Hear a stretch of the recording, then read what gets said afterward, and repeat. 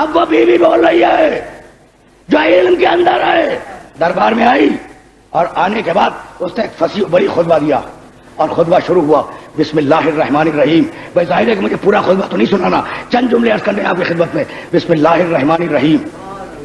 الحمد علی ما انعم والشکر علی ما الہم.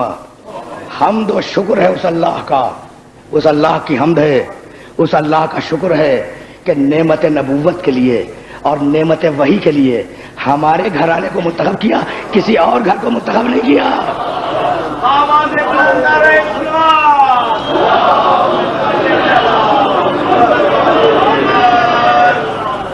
سچویشن ذہن میں ہے. باغ کا مقدمہ دربار میں لے کے آئی ہے بی بی اور خطبہ دے رہی ہے کہ ہم جب اس خدا کی جس نے نعمت وحی کے لیے اور نعمت ہدایت کے لیے ہمارے گھر کو منتخب کیا, کسی اور گھر کو منتخب نہیں کیا. یہ کہہ کے پیغمبر کے فضائل بیان کیے. پیغمبر کے فضائل بیان کرنے کے بعد ہدایت کے شرائط بیان کیے. ہدایت کے شرائط بیان کرنے کے بعد دستور و قانون کی بنیادیں رکھی.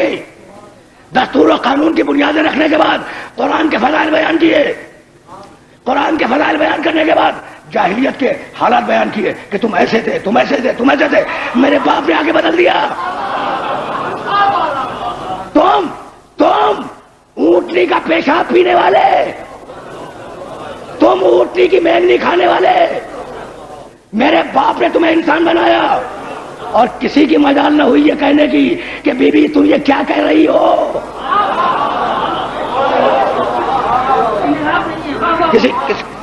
کسی کی مجال نہ ہوئی ٹوکنے کی کہ بی بی تم یہ کیا کہہ رہی ہو. محمد مصطفیٰ کے فضائل بیان کیے.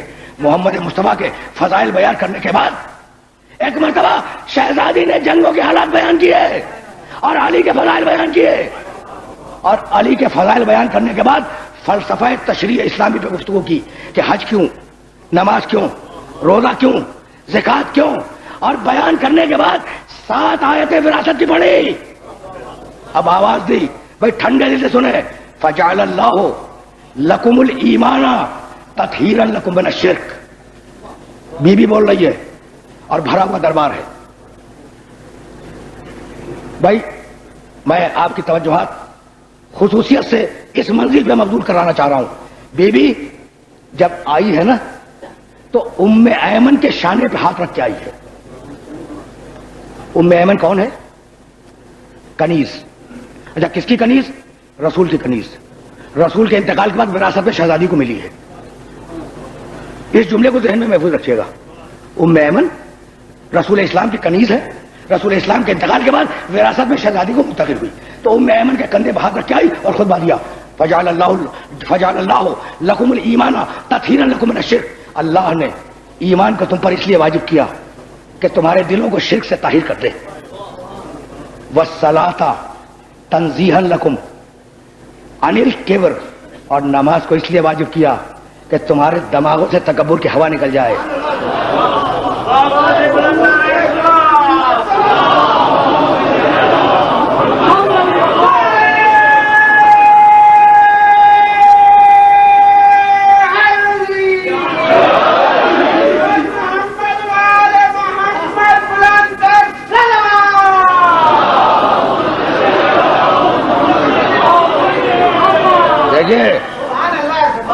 کس شان سے خطبہ دے رہی ہے بی بی.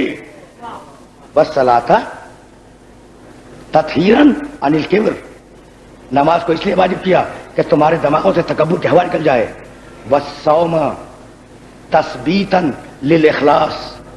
اور روزے کو اس لیے واجب کیا کہ پتہ چل جائے کہ امر الہی کی اطاعت میں کون مخلص ہے کون مخلص نہیں ہے. والصیام تثبیتا للاخلاص. اخلاص کو جانچنے کے لیے روزے کو واجب کیا. والزکاۃ تزکیۃ للنفس والنماء فی الرزق. اور زکات کو اس لیے واجب کیا کہ تمہارے نفوس کا تزکیہ ہو جائے اور تمہارے رزق میں برکت عطا ہو. والحج تشعیدا للدین. اور حج کو اس لیے واجب کیا کہ جب لوگ مسلمان جمع ہوں تو دین کا استحکام نگاہوں کے سامنے آ جائے. شہزادی بول رہی ہے والعدل تنسیقا للقلوب. اور عدل کو اس لیے لازم کیا معاشرے میں کہ دلوں میں محبتیں پیدا ہو جائیں.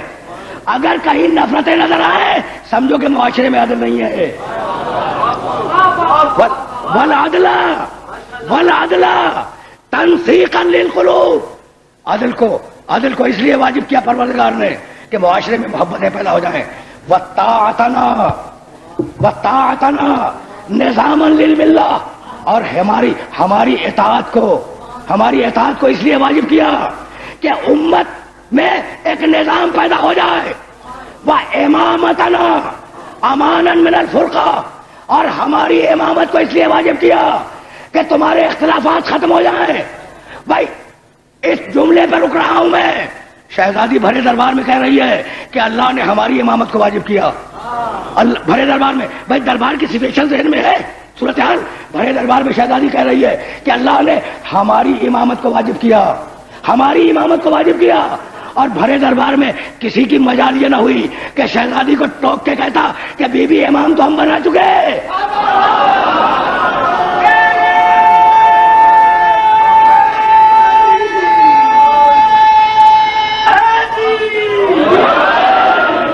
بھائی میں روک کے ایک جملہ کہنا چاہتا ہوں. بھائی نماز شہود ہے, پڑھتے بھی آپ دیکھ سکتے ہیں, لیکن نماز کیوں واجب ہوئی غیب ہے. میں نے بات کہہ دی. بھائی رکھا ہوا روزہ آپ دیکھ سکتے ہیں کیسے روزہ رکھا ہوا ہے, لیکن روزہ کیوں واجب ہوا یہ غیب ہے. تو بیوی کی نگاہ علم الہی کے غیب کو دیکھ رہی تھی اور بتلا رہی تھی. بھائی توجہ رہے, بتلا رہی تھی کہ بھائی روزہ اس لیے واجب ہوا, نماز اس لیے واجب ہوئی, حج اس لیے واجب ہوا, زکات اس لیے واجب ہوئی, عدل کو اس لیے واجب کیا گیا, ہماری اطاعت کو اس لیے واجب کیا گیا, اور ہماری امامت کو اس لیے واجب کیا گیا. تو جیسے ہی کہا کہ ہماری امامت کو واجب کیا گیا تو کوئی تو کہہ دیتا کہ بیوی تم یہ کیا کہہ رہی ہو, ہم امام تو بنا چکے ہیں. تو بھائی اب کچھ بات سمجھ میں آئی. شہزادی خرمے کے درختوں کا مطالبہ کرنے نہیں گئی تھی, یہی بتلانے گئی تھی کہ تمہارے بنائے ہوئے امام اور ہیں, اس کے بنائے ہوئے امام اور ہیں.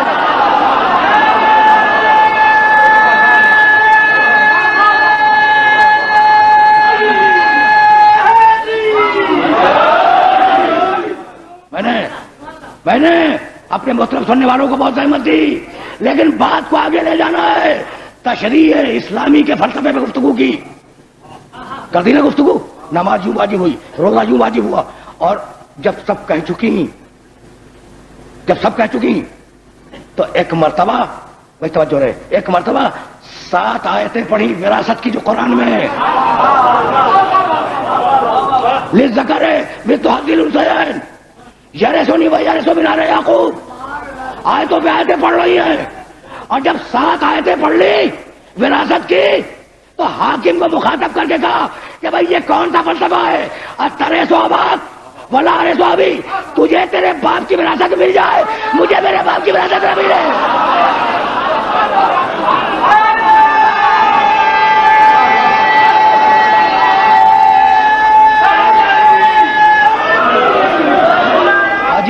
عجیب مرحلہ فکر ہے. اترث اباک, تجھے تیرے باپ کی میراث مل جائے اور مجھے میرے باپ کی میراث نہ ملے. حکومت نے کہا کہ بی بی ہم کیا کریں, آپ ہی کے باپ کی روایت ہے, مشہور ہے نا, روایت بہت مشہور ہے کہ نحن معاشر الانبیاء لا نرث ولا نورث. ہم نبی لوگ, کہیں جانا ہے ٹھنڈے دل سے سنتے جائیے گا, ہم نبی لوگ گروہ انبیاء لا نرث, نہ کسی سے وراثت لیتے ہیں, ولا نورث, نہ کسی کو وراثت دیتے ہیں. ما ترکنا ہو صدقہ, جو ہم چھوڑ کے جاتے ہیں, ترکہ ما ترکنا ہو صدقہ, جو ہم چھوڑ کے جاتے ہیں وہ صدقہ ہوتا ہے. تو ہم نبی لوگ کیا کرتے ہیں, نہ کسی سے وراثت لیتے ہیں نہ کسی کو وراثت دیتے ہیں. جو چھوڑیں اپنے گھر میں وہ صدقہ ہے. اب کیا کیجئے گا اس بات کو کہ بی بی پہلے ہی آیت پڑھ چکی تھی, ورثہ سلیمان و داؤدہ. بی بی پہلے ہی آیت پڑھ چکی تھی. سلیمان نے داؤد سے وراثت لی, سلیمان بھی نبی, داؤد بھی نبی. تو خرمے کے درختوں کا مطالبہ کرنے نہیں گئی تھی, پوچھنے گئی تھی کہ پورے قرآن پہ اعتماد ہے یا آدھے قرآن پہ اعتماد ہے.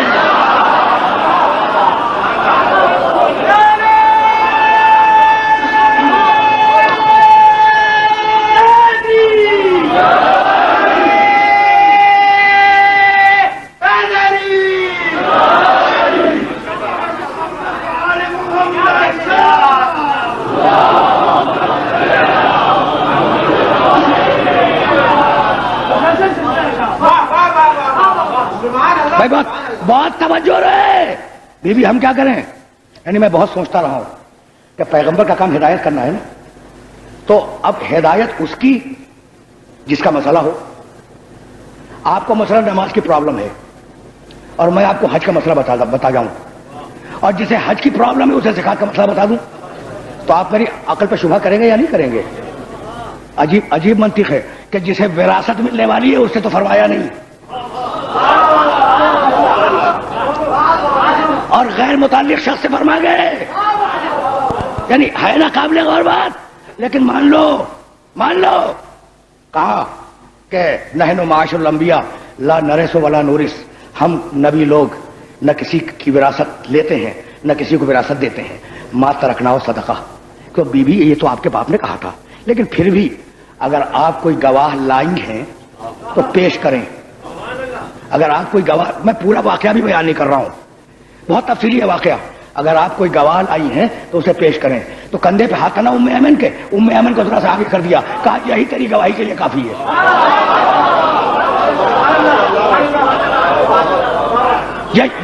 یہی تیری گواہی کے لیے کافی ہے. کہا کنیز کی گواہی قبول نہیں ہے. بھائی توجہ رہے، کہا کنیز کی گواہی قبول نہیں ہے. کہا میں بحیثیت کنیز کے پیش بھی نہیں کر رہی ہوں. بھائی یہ کنیز ہے رسول کی اور وراثت میں مجھ تک آئی ہے، تو اگر وہ روایت صحیح ہوتی تو ام ایمن میرے گھر میں نہ ہوتی.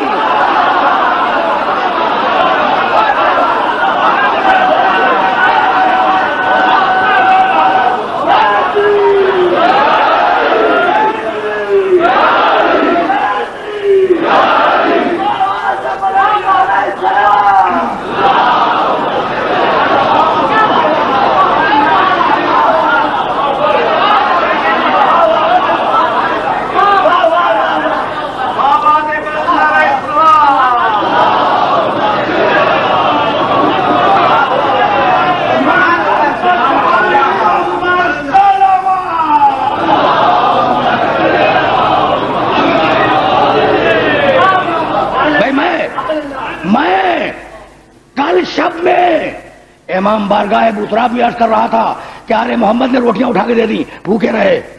تو جنہوں نے لی تھی روٹیاں کوئی ان پہ تنقید کرتا ہے؟ نہیں کرتا نا، اس لیے کہ اپنی مرضی سے دے دی تھی. لیکن وہی روٹیاں اگر وہ چھین لیتے تو آج وہ تنقید کا نشانہ بنتے یا نہیں بنتے؟ تو بھائی یہی تو کہتا ہوں کہ بھائی مانگ لیتے فدق تو بہتر تھا.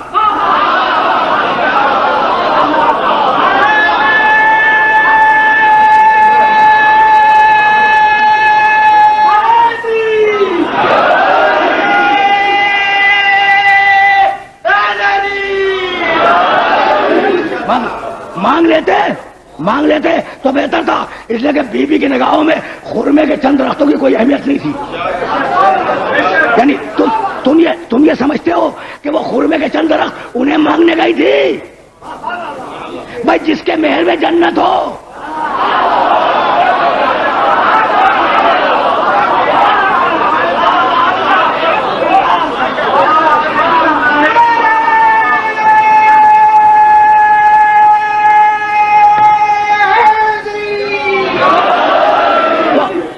جس کے محل میں جنت ہو وہ خرمے کے درخت مانگنے جائے گی؟ خدا کی قسم نہیں. اچھا تو پھر گئی کیوں؟ بھائی مذاق ہے فاطمہ کا گھر سے قدم نکالنا؟ خدا کی قسم مذاق نہیں ہے. تو پھر کیوں گئی؟ بھائی بیوی میدان میں کیوں آئی؟ بیوی نے گھر سے قدم کیوں نکالا؟ بیوی نے دربار میں خطبہ کیوں دیا؟ خرمے کے درختوں کے لیے نہیں، خرمے کے درختوں کے لیے نہیں. پورا واقعہ ذہن میں رہے. اب ایک جملہ عرض کرنا چاہ رہا ہوں.